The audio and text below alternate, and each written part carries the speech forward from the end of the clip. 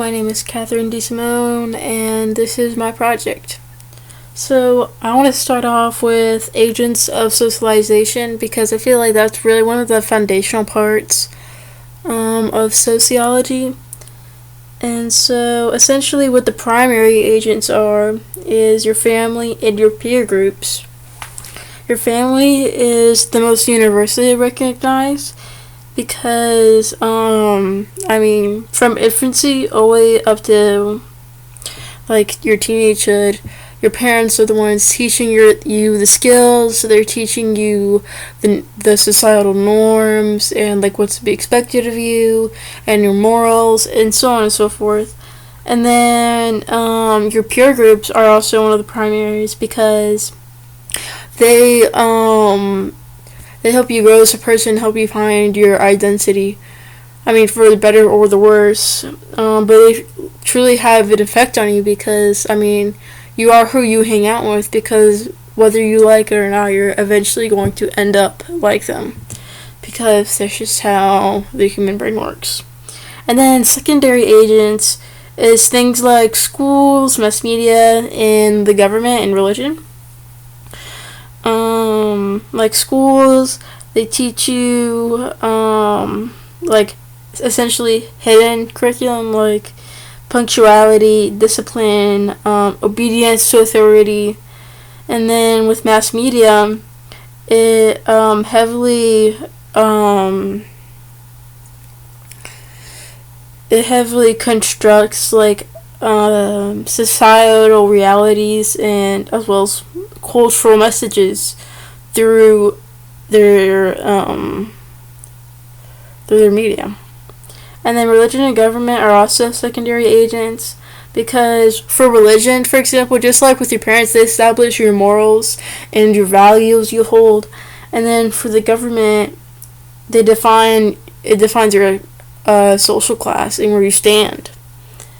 And the way that agents of socialization impacts the individual is, well, first off, culturally, because through culture you pass knowledge, you pass values, you pass norms. A person from the United States is going to have completely different cultural norms compared to someone in Japan or India for example.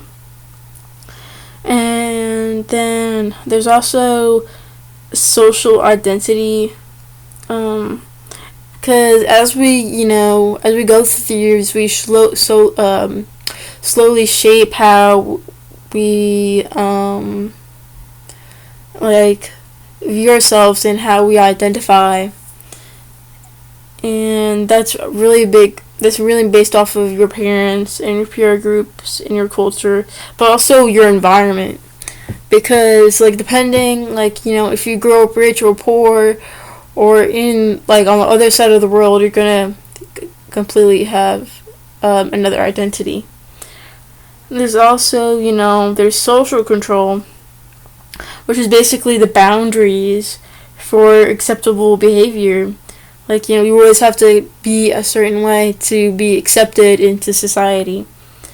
And then moving on, I'm going to talk about the Miso people because I really found them interesting when we went over them, which was essentially the last standing matriarchy, which is in China.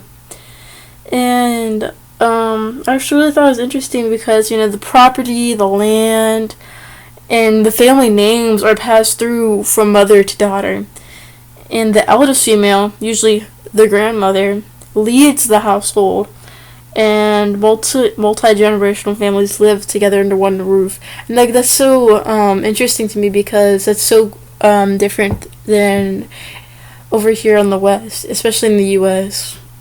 That would not really, it could be accepted here, but it's not as accepted as it is there. There it's a way of life, but here in the U.S. we live the nuclear family, and things like that. And another thing I thought was really interesting was the walking marriage, which is, instead of a traditional marriage like here in the U.S., women there have walking marriages where women have the autonomy to choose their romantic partners and men are granted the permission to visit at night and return to their own maternal homes by morning. Like, that's just so crazy to me. And then for like the role of men, for example, there are essentially no fathers in the traditional sense. Men hold no paternal responsibility whatsoever, but they kind of act sort of, I guess you could say, as uncles. They help to raise and provide for their sisters' children, but I mean, other than that, they really don't add much to their children's life.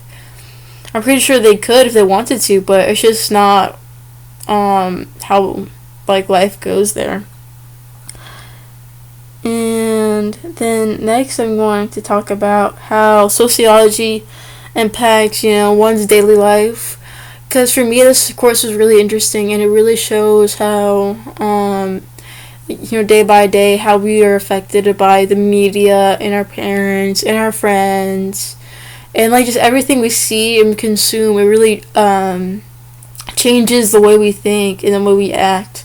I just thought that was really interesting.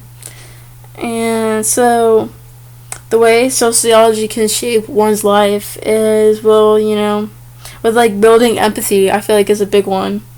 Because, when like studying like diverse cultures, like the Miso people, for the example, and communities, it really like you have to put yourself in their shoes, and I feel like it really widens someone's perspective because like you can't look at it through your cultural lens, but I feel like you're not getting the whole picture by doing it that way. You have to like try and get in the way they think, and that's like, then you'll know like why they do what they do. And like for example, like if you understand sociology, I feel like it'd help you professionally. Because like things with human resources or just anything like people related, like where you're actively socializing, sociology would be a big part of that, because you have to understand how the consumer thinks and how workplace diversity, how to converse with one another. And another thing I wanted to mention was how sociology can like shape public policy and the law. There's so many sociological research on like societal changes like poverty, healthcare access, and demographic changes.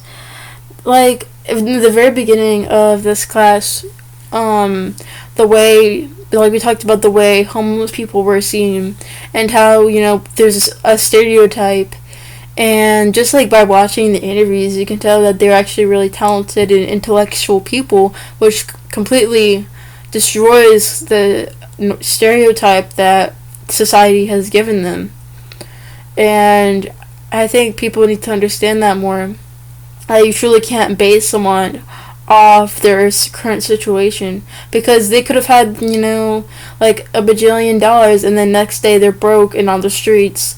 And that's why I feel you have to judge someone for their character rather than their social status and their class.